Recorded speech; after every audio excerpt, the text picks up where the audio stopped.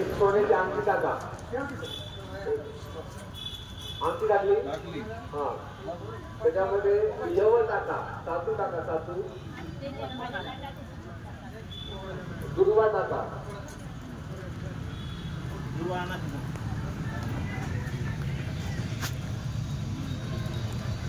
पिंपळ आणि पळसाचे पाने टाका.